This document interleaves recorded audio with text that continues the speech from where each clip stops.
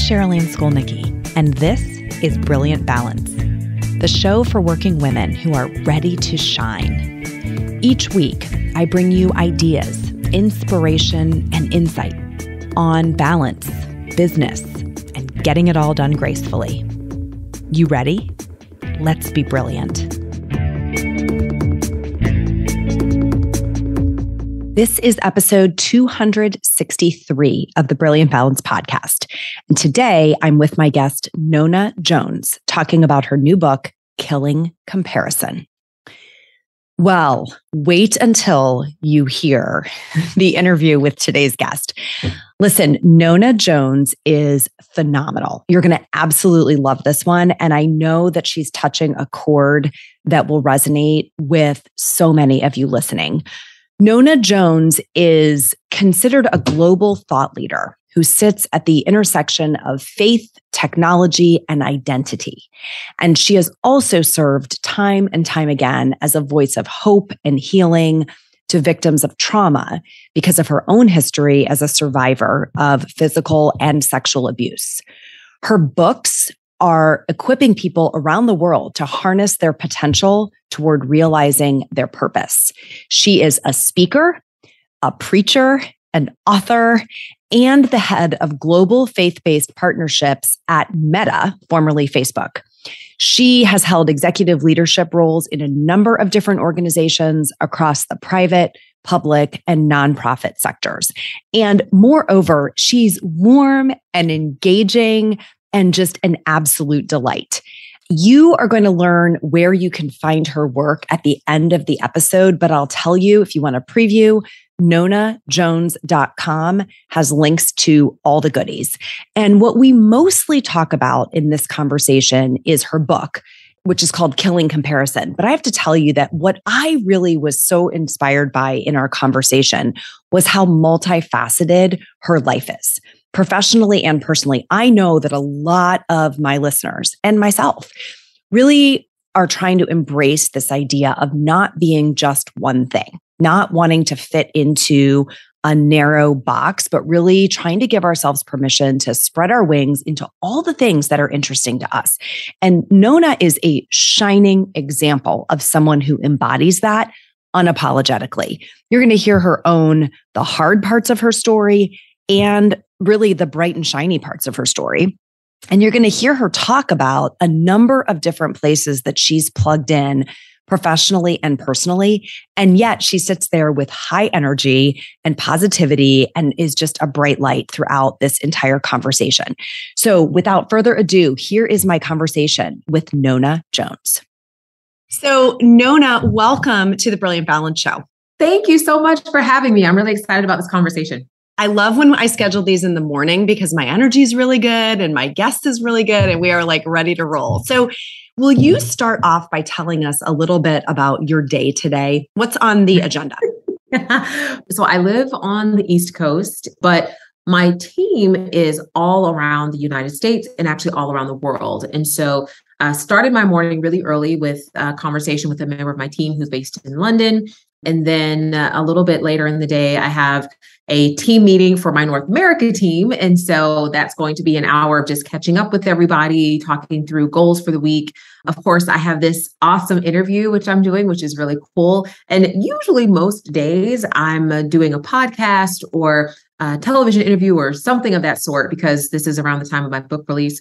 Yeah. And so my day is typically full of like 30-minute meetings about various projects that my team is working on.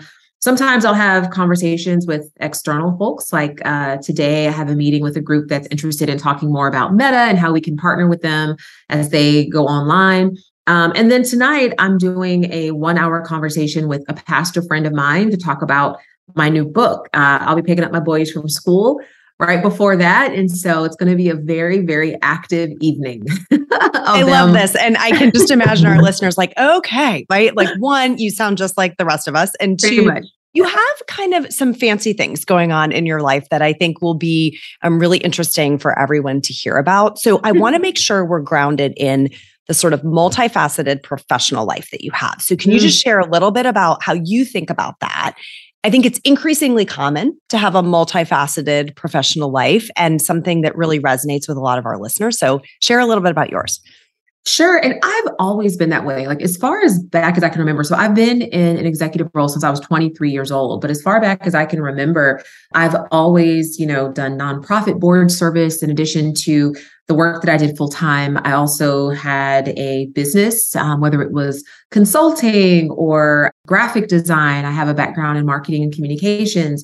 And so there was that. But even now, so I have this full-time job, very large scope, managing a team of people all around the country and across the world. And then I'm also an author. And so I just released a book, but this is like my third book. And so pretty much every year I'm either releasing a book or writing a book. I'm also an itinerant minister, which means that I travel around the world. I speak in various venues, whether it's churches or conferences. And my husband and I also pastor a local church in Florida. And so in addition to the work I do full time, traveling for ministry, we also pastor a local church. But then I also have a couple of companies as well. And a couple of kids. And right. A couple of kids. I have a nonprofit. Yeah. So it's a lot going on. Yes, this is what I mean by multifaceted. And I could not love this more. Like all of the elements, when we talk with people about personal branding, and it sounds like this very flat term and like what does that really mean? And I don't really want to be a brand.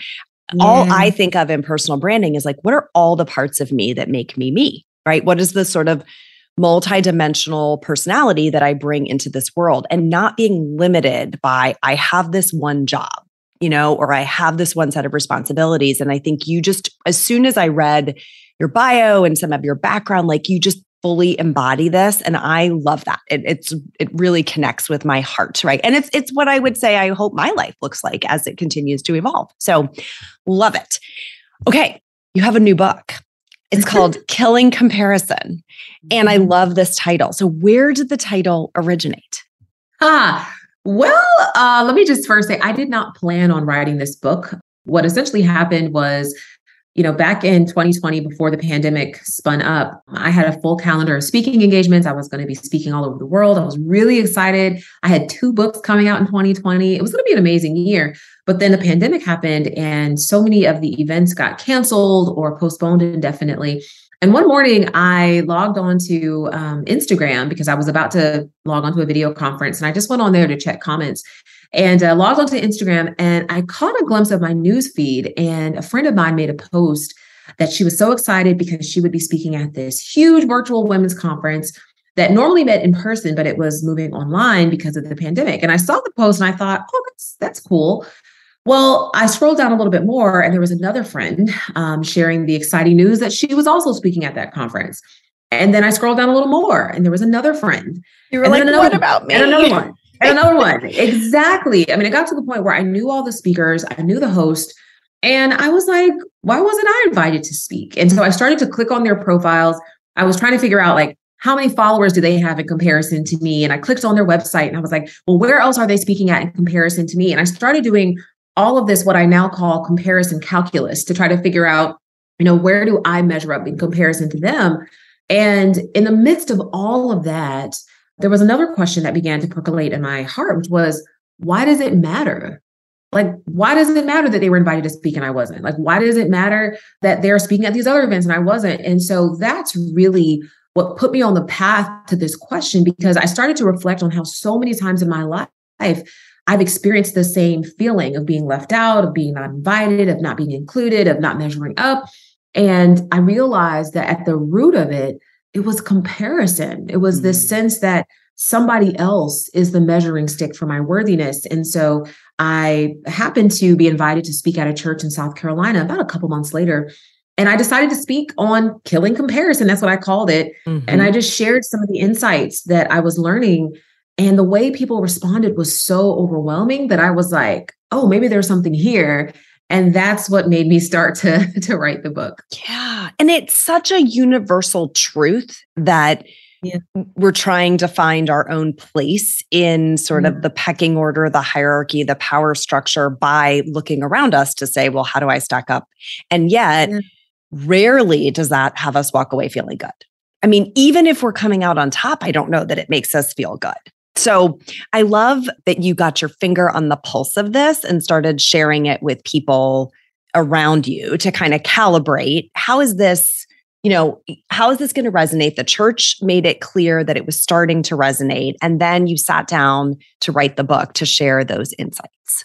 Yeah, it was interesting because number one, I'm naturally a transparent person. Like I'm naturally the type of person, like if you go on my Instagram, you'll see I'm sharing things all the time that I'm learning about myself. And yet, in order for me to write this book, I had to put some things on display that I would have much rather kept hidden. Because if you would have asked me 3 years ago, Nona, are you insecure? I would have said, absolutely not. Like, look at all I have. Look at all I've done. But what I realized is insecurity is not a function of what you have. It's not a function of even low self-esteem.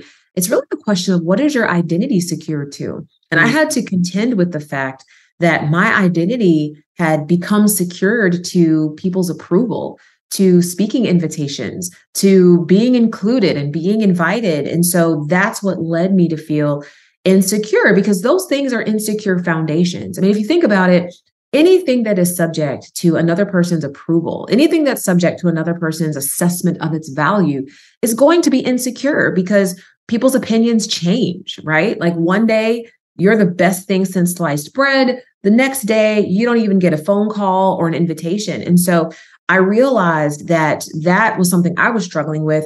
And since the message has gotten out there, it has been truly overwhelmed. I mean, I've been overwhelmed by the number of people who have said this, like, I see myself in this message, and it's been so gratifying.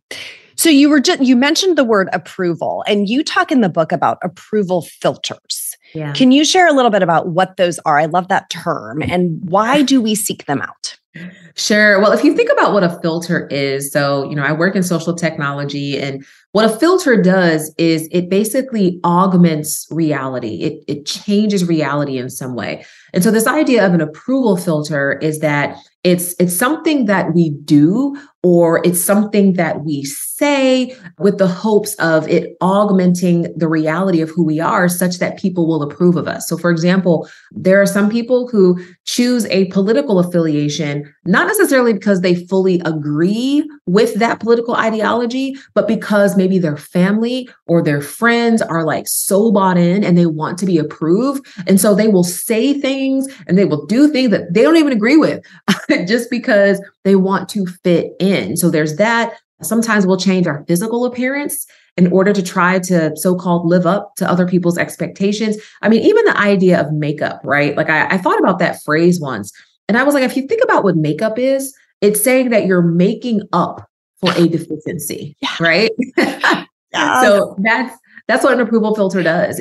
I'm really just like stuck on this phrase you said that's I've never thought about, which is that it augments reality. Is that what you said? A filter augments reality. So if you think about, I'm going back to like my inbox. And if I say, okay, I'm going to put a filter on this inbox that I only want to see things with this keyword, it can quickly look like that's all I have.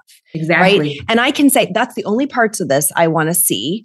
And then you're saying we can do that to ourselves. We can say, okay, quickly, I got to filter out the parts of me that are not going to be approved and only show the ones that will, so that I can augment myself in the eyes of this other person. That is a fascinating framework, Nona.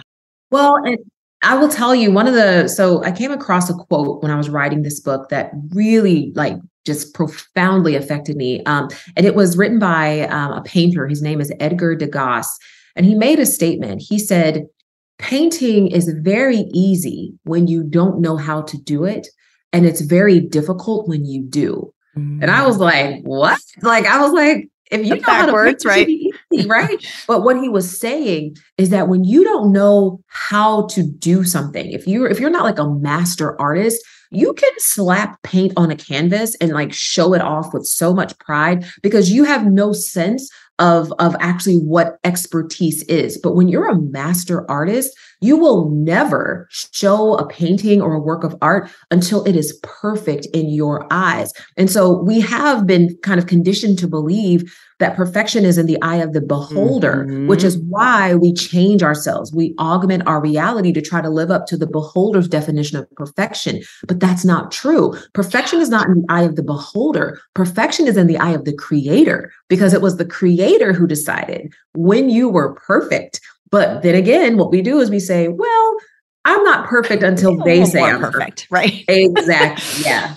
Oh, that is just, I'm going to be chewing on that notion of the filter for, I can tell, a long while. Like I was like, oh, stay with her, keep listening, because my brain went right off to try to process that idea. That is just a really, the fact that we are constructing lenses of ourselves to try to gain more approval from, candidly, whoever we're in front of at that moment in time. I mean, I assume this can take on a little bit of a chameleon-like characteristic, because different audiences may need or ask different things of us. Fascinating. And that's why it's exhausting. Like, I think you get to a place where you're just so tired, because it takes energy to be something other than who you are. Because what you're doing is, it's a performance. Like, you're not being authentically you, you're actually performing. So you're wearing a costume, you're, saying lines that really aren't yours. It's you're basically in a theater, which is why this whole idea of killing comparison is really about helping people find rest and peace in who they were made to be. So you're not exhausted and depleted and constantly feeling like you have to perform your way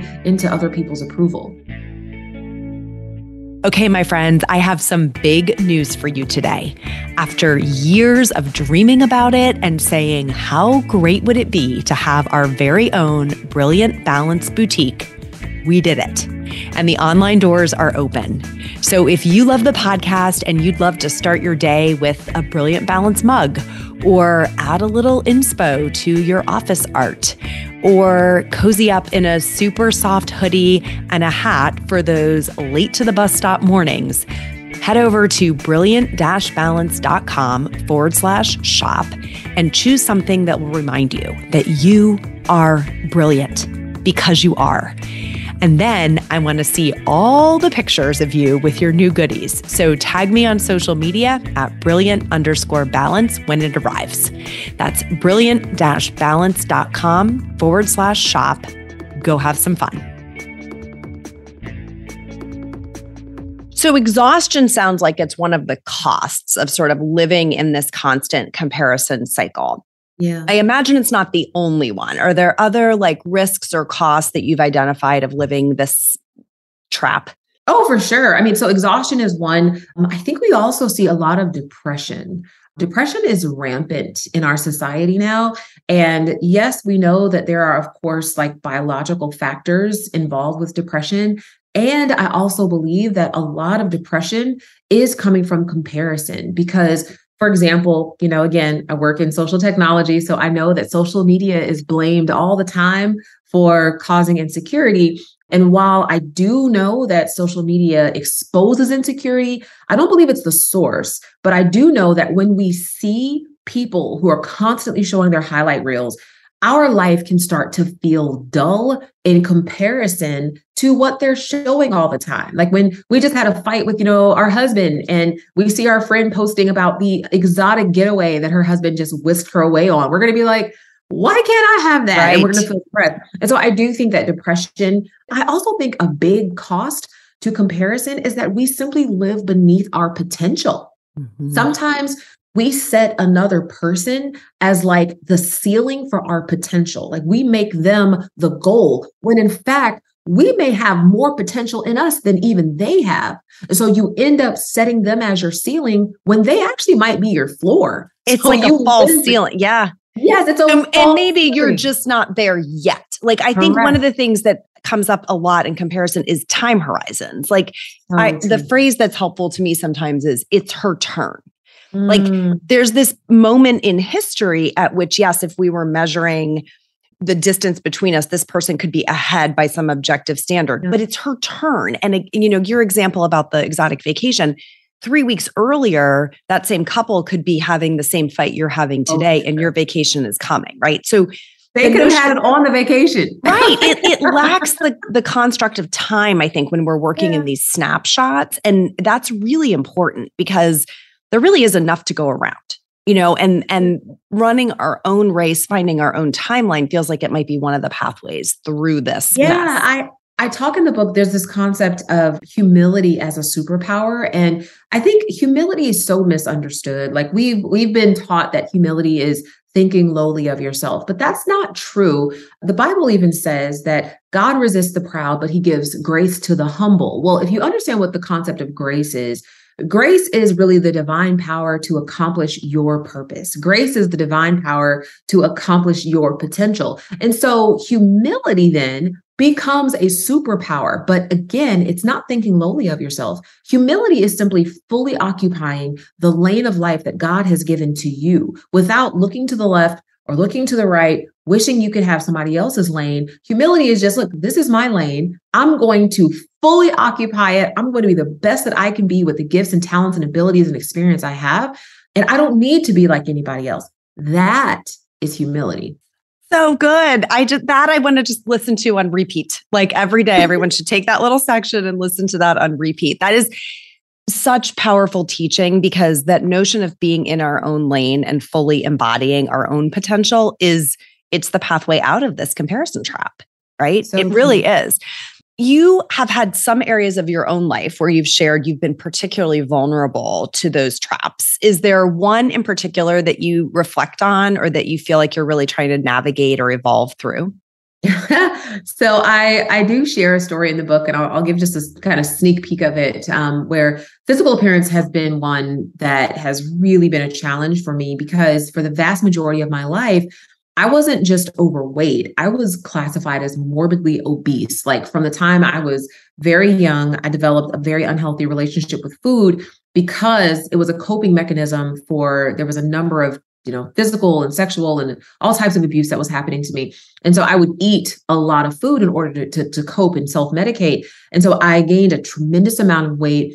And I always would look at girls who were, considered beautiful and they were in shape and the guys wanted them. And I was like, man, I want to be like that. Yeah. But then I would try fad diets. I would lose a few pounds, then I would gain them back with interest. And I was on this literal yo-yo like diet constantly. Yep. Until I turned about, I think it was about 30.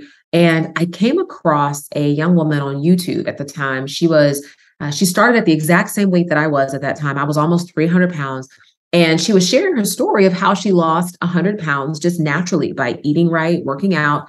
And I was so inspired by her story that I was like, okay, well, if she can do it, then I can too, which is part of the reason why I tell people, look, comparison isn't all bad. There's really two forms of comparison. Healthy comparison inspires you. It activates your potential. It lets you see what's possible. Toxic comparison is the type that expires you, that leaves you exhausted and depressed. She inspired me. So I lost 100 pounds. I've actually lost over 110, almost 120 pounds at this point, and kept it off for the last 10 years. And that's because I was inspired. Now, that's the good side. The toxic side of physical appearance, though, is I started to see other women who had like these curvy shapes. And I'm a Black woman and we're known for our curves, but I got my dad's chest and my mom's butt, like just flat. You're like, it's not there. Right. Listen, it's not there at all. So I tried to, get a booty. I worked on it. I did squats. I did all that for years. It didn't work. So I decided to get a medical intervention, and I got a Brazilian butt lift. Thought I was going to be like this curvaceous woman. Yes. Within 6 months of the procedure, I burned it off because it was just fat transfer. So when I started working out again, and my doctor told me, he was like, you cannot work out vigorously because you'll burn away the You butt. will not keep this butt. Yeah. You won't keep it. And I didn't. I burned it away. And I think through that process, I realized that physical appearance had been an insecure foundation for me. And that's what led me down that path of trying to, again, measure up to this ideal of beauty that I didn't measure up to.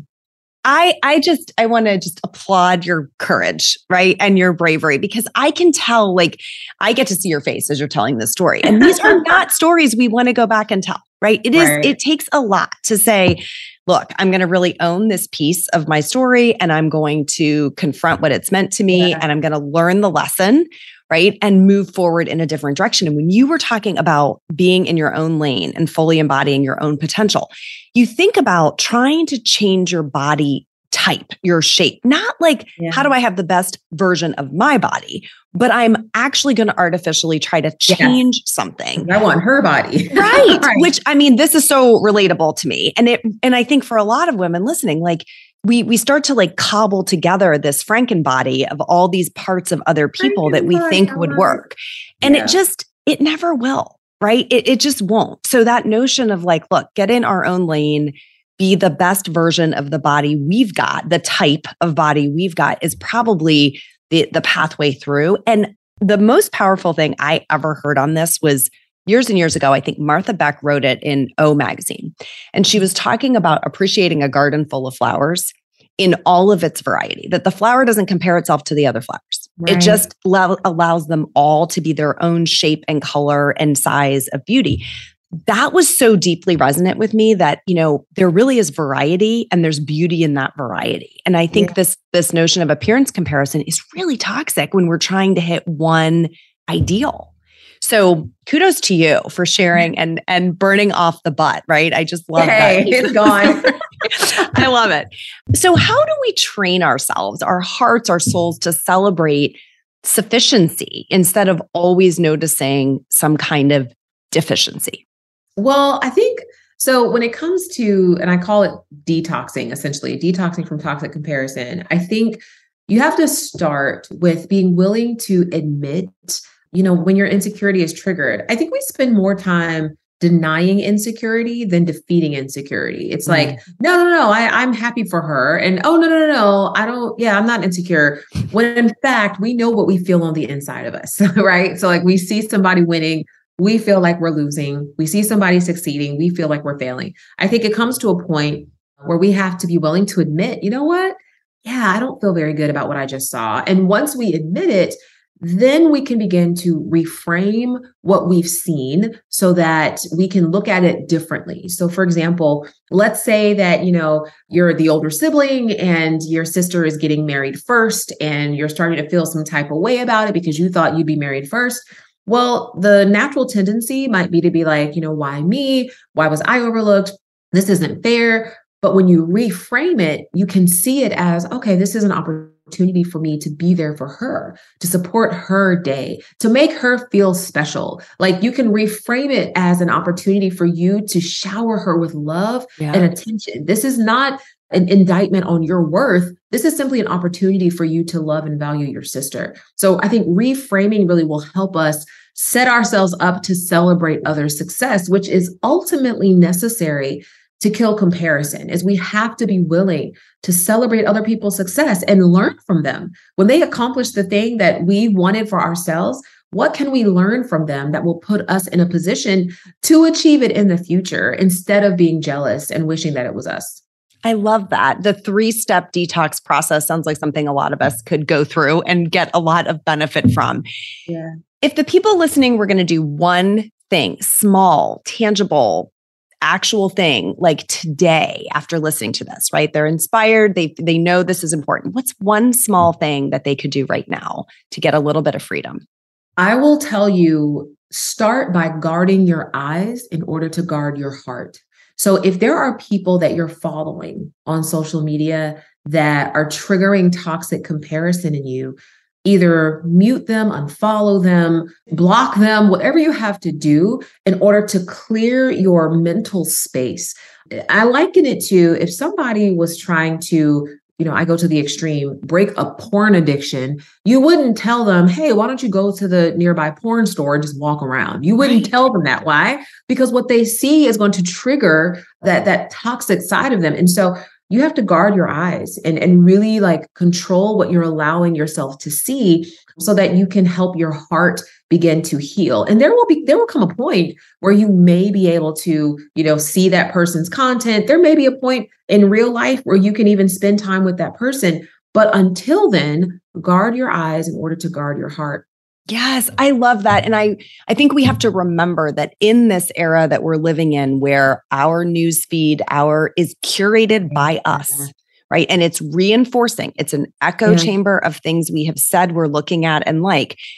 If you need a reminder of this, just go pick up someone in your household's phone and look at how different their feed is from yours, right? You are not seeing the same things.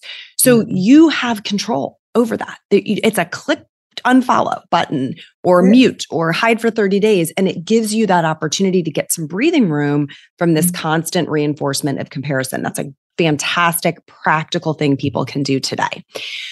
Where can we find you, your books, your work online, Nona?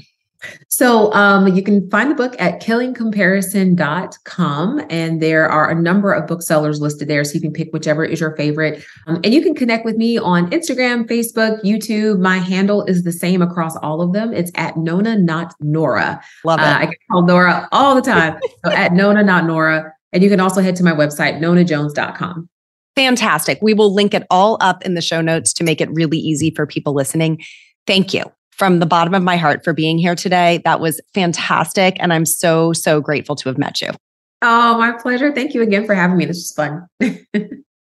Well, I hope you are leaving this podcast episode with as much inspiration and warmth as I did. I thoroughly enjoyed having the opportunity to speak with Nona, and I'm grateful to her for the time that she invested in our audience. Listen, go check out her book. We have the things linked up for you in the show notes.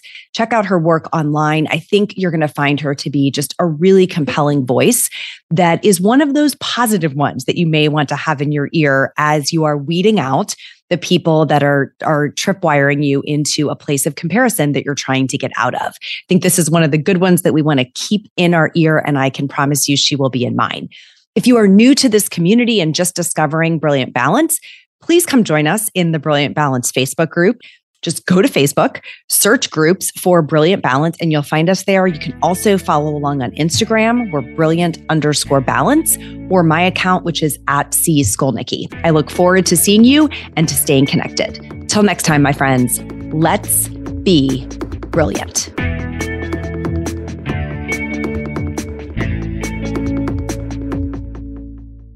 This is thepodcastfactory.com.